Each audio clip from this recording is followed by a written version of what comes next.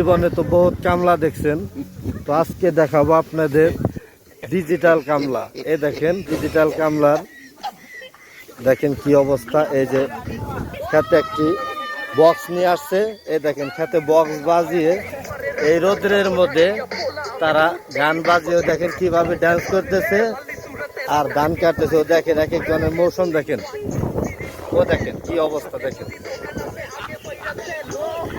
ও দেখেন ওই যে আরেক কামলা দেখেন কাঁচার দিয়ে নিচ্ছে, জীবনে দেখি না ভাই কাঁচার দিয়ে ধান কাটে।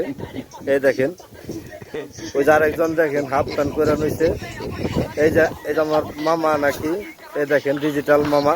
ও দেখেন কি অবস্থা দেখেন, এই গরমের মধ্যে কিভাবে তারা ডান্স করতেছে আর ধান কাটতেছে দেখেন বক্স বাজিয়ে।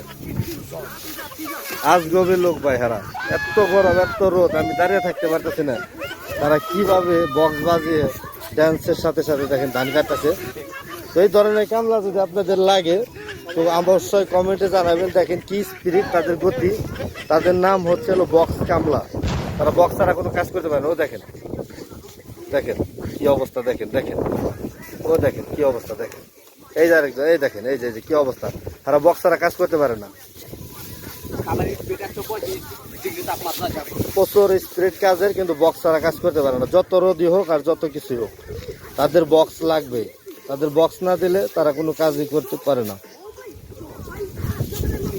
দেখেন কি স্পিরিট, ধান কাটা কি স্পিরিট দেখেন, প্রচুর স্পিরিট, কিন্তু বক্স লাগবে। যদি কারো এই ধরনের কামলা লাগে কমেন্টে জানাবেন অবশ্যই।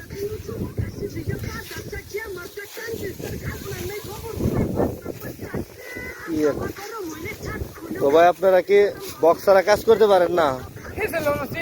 হ্যাঁ এটা আবার কি বললেন আপনি? মানে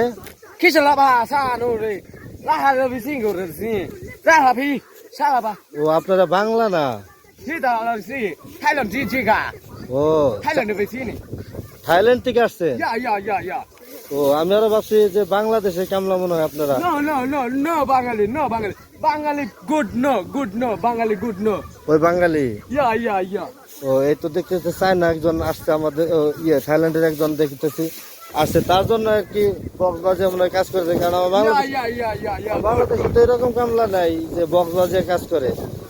এই ধরনের এই আপনার থাইল্যান্ডের কামলা যদি লাগে তাহলে আমার কমেন্টে জানাবেন। এই দেখেন থাইল্যান্ডের কামলা, ও দেখেন কি অবস্থা দেখেন,